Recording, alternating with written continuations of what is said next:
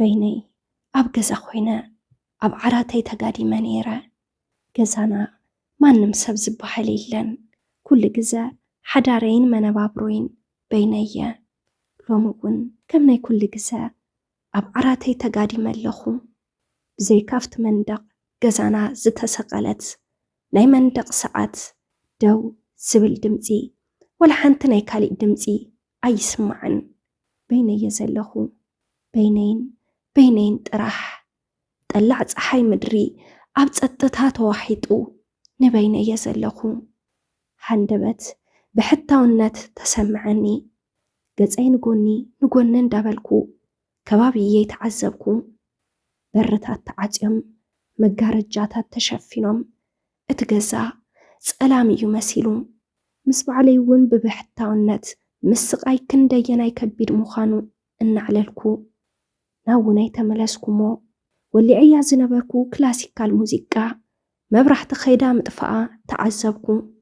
ትንፋሴ ውፅአ ሓሳበይ ዓከብኩ እሞ ናብቲ ሒዘዮ ዝነበርኩ ልቢ ወለድ መፅሓፈይ ድንን ኢለ ምንባብ ጀመርኩ። ብሕታውነት ፈትየኮንኩን መሪፀዮ። ወለደይ ብሕማም ምኽንያት ምስ ተፈለዩኒ ሓዳር ንበይነይ ኢለ ጀሚረዮ። ዝመሃሮ ዝነበርኩ ትምህርቲ ኣቋሪፀውን ውዕሎይ ሓዳረይ ኣብ ገዛ ጥራሕ ኮነ።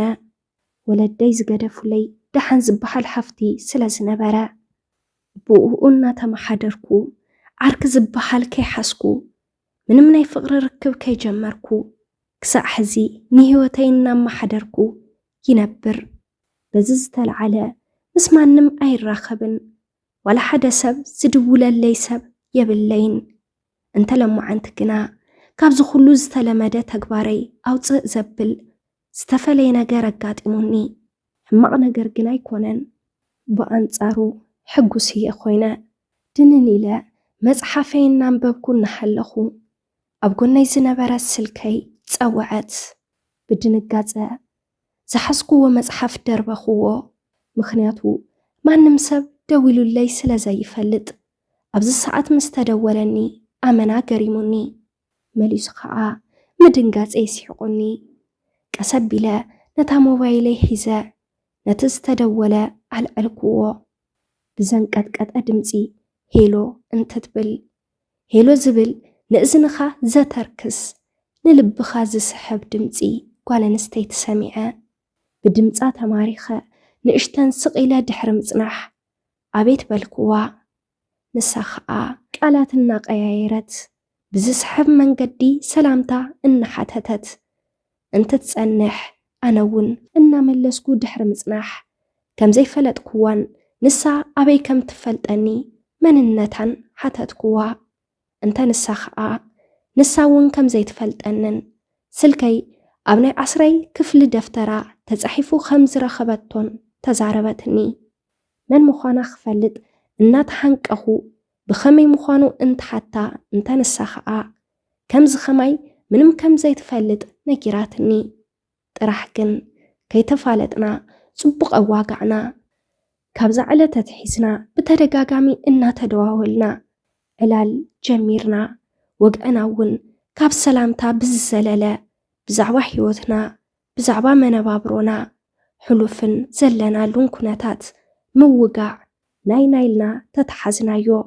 እናተዘራረብና ናይ ልቢ መሓዙት እውን ኮይና ኣብዚ ኩሉ ግን ከመይ ዝበለት ትኸውን እናበልኩ ካብ ምጭናቕ ዓደይ ዋዓልኩን።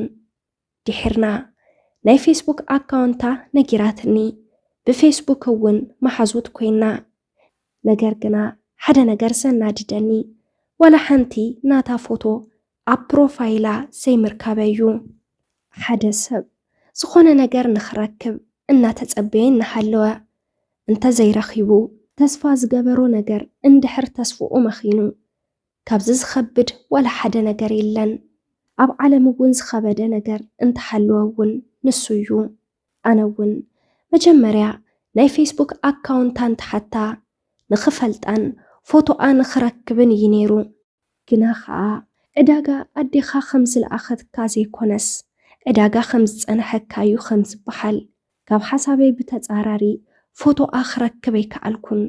معلتنا معلتي إنا دمروا بزحلفوا قصري نجرات مكيارم أي ترفن تمالي طعوي زنبرة لما أنتي كحمم يخقل تمالي حفتام زنبرة لما أنتي كدك يخقل تمالي أب حزن أب حماق كناتات زنبرة لما أنتي أب حق أب حقوس أب تبق كناتات كهلو يخقل ناتيكا تمالي أب حماق أب حتاونت أب تسألماتن زنبرة هيوتي لما أنتي ناب تبق تماليسو أب حقوس يركب نصبح እውን ተስፋ ይገብር ኣለኹ ግና ካብዚ ኩሉ ነገር ኣብ ልበይ ሓደ ነገር ክስምዐኒ ጀሚሩ ነታ መልክዓ ዘይፈልጣ ብስልክ ግን ማዕረ ከማይ ዝፈልጣ ጓል ሂዋን ከይፈለጥኩዋ እናሃለኹ ኣብ ልበይ ዓብይ ቦታ ክህባ ጀመርኩ ከም ዝመስለኒ እውን እቶም ገለገለ ሰባት ፍቅሪ እናበሉ